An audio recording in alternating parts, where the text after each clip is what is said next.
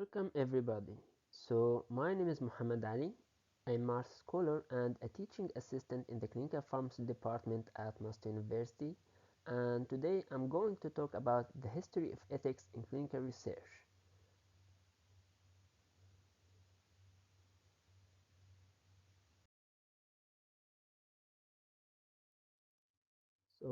In this presentation, I will cover some unethical studies and how they led to the evolvement of different ethical codes that are well known nowadays.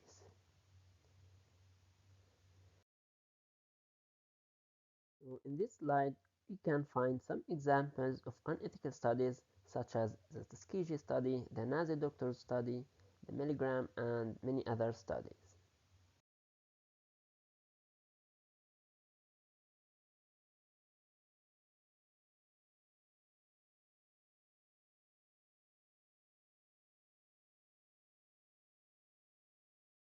I will focus on two main studies that led to major changes in the development of ethical codes. So the first one is called Tuskegee Study, which was between 1932 and 1972, and the second is the Nazi Doctors Study.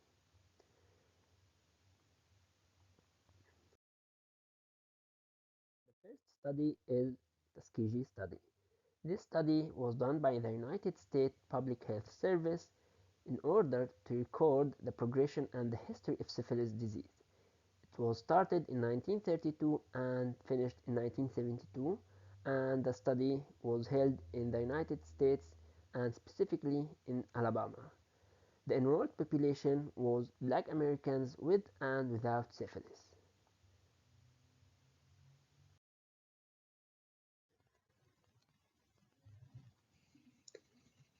So what's wrong with this study? First of all, no informed consent was obtained from any of the participants in the study. Moreover, the participants were not told the complete truth. In more detail, they were told that they are being treated for bad blood, which is a term that denotes to different diseases and disorders at that time. Also, the selection of the participants was biased towards Black Americans. So all the 600 participants were Black Americans. And despite the availability of the penicillin as a treatment for syphilis, no single infected person was given penicillin during the study.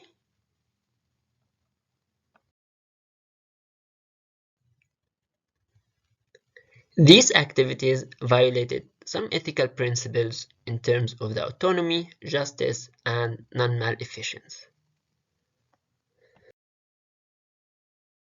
Let's move to another example of unethical studies, which is the Nazi Doctors Study.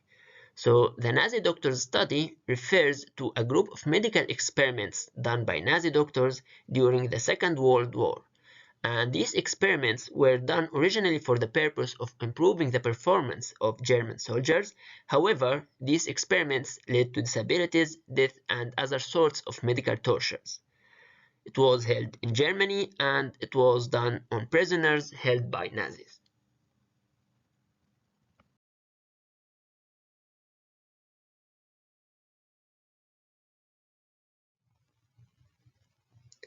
And regarding the activities that made this study unethical, no informed consent was obtained, no anesthesia was given, and experiments included medical torture. Such activities violated ethical principles like autonomy, justice, non-maleficence, and beneficence.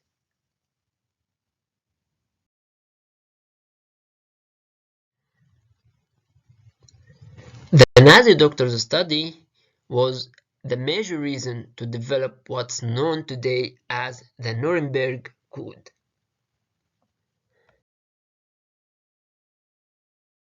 So the Nuremberg Code is a set of ethical principles that were developed and set in 1947 as a result of a verdict in one of the United States courts. It's composed of 10 points known as permissible medical experiments.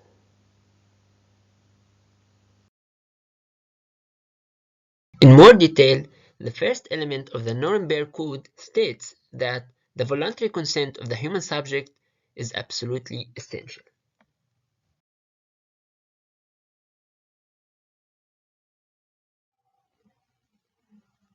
For the second element of the code, we can find here that any experiment should be expected to yield fruitful results for the good of society, and these results cannot be obtained by any other methods or means of study. And also, these experiments should not be done randomly without any necessity.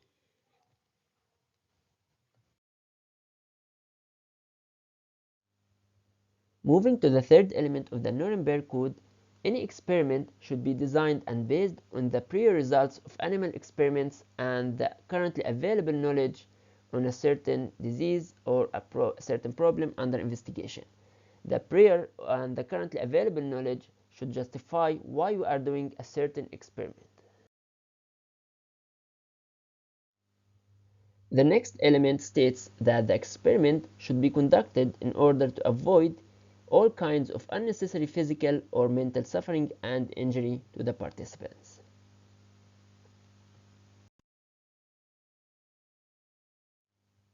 And in this element, the Nuremberg Code states that no experiment should be conducted where there is an a priori reason to believe that death or disabling injury will occur, except in the experiments where the experimental physicians also serve as subjects.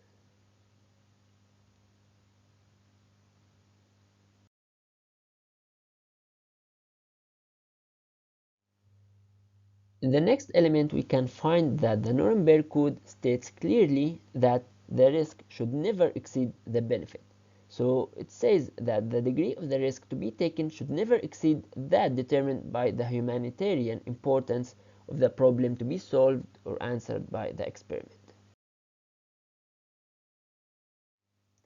And in this element, the Nuremberg Code states that the proper preparations should be established in order to ensure that adequate facilities are provided to protect the participants against any possibility of injury, disability, or even death.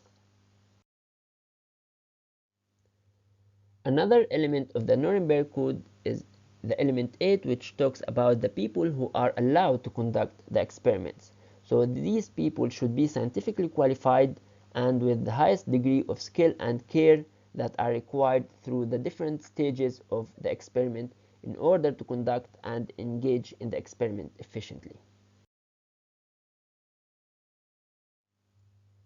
Here in this slide, we can find the element 9 of the Nuremberg Code, which talks about the right of any human subject to withdraw or terminate the experiment when he feels that his physical or mental state are at risk when continuing the study.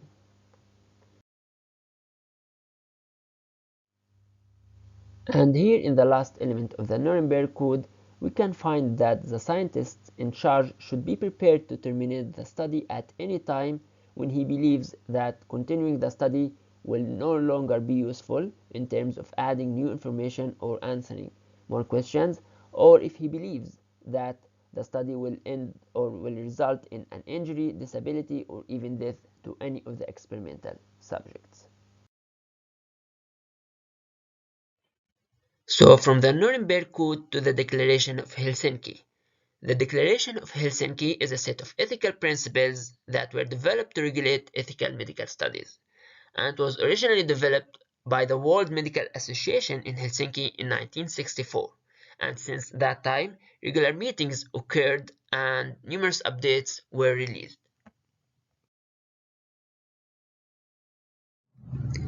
In a similar way to the Nuremberg Code, the Declaration of Helsinki regulates the clinical research on human subjects through different aspects. So as we can see in this slide, we can find 11 aspects that are regulated and defined by the Declaration of Helsinki. So for example, the first one is about general principles, while the second and third are about the risk, burdens, and benefits of the study and the vulnerable groups and individuals. And also we can find that some aspects are talking about the scientific requirements and research protocols, the research ethics committees, and the privacy and confidentiality of participants. Also, we can find some items about the informed consent, the use of placebo, and the post-trial provision, and of course, the research, registration, and public and dissemination of results, and finally, the unproven interventions in clinical practice. Another famous example of the research acts that regulate ethics in clinical research is the National Research Act, which was an act that first signed into law in 1974 in order to regulate and improve human experimentations. And this act resulted in what's known today as the National Commission for the Protection of Human Subjects of Biomedical and Behavioral Research, which is a public body in the United States that developed guidelines to implement bioethics policies in research. So the National Commission for Protection of Human Subjects in Research, which was developed and resulted from the National Research Act, released what's known as the Belmont Report. So the Belmont Report is very similar to Nuremberg Code and Declaration of Helsinki in terms of regulating ethics in clinical research. It was first issued in 1978 and published for the first time in 1979. In this slide, we can find the principles of the Belmont Report. So we can find that the report talks about the boundaries between biomedical and behavioral research and the accepted and routine practice of the medicine, and about the role of the assessment of risk-benefit criteria and determination of the appropriateness of research involving human subjects.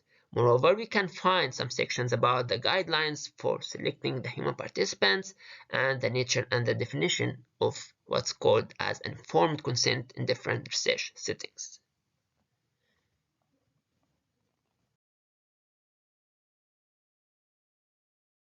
So to this point, I finished my presentation, and here you can find the references used for preparing these slides.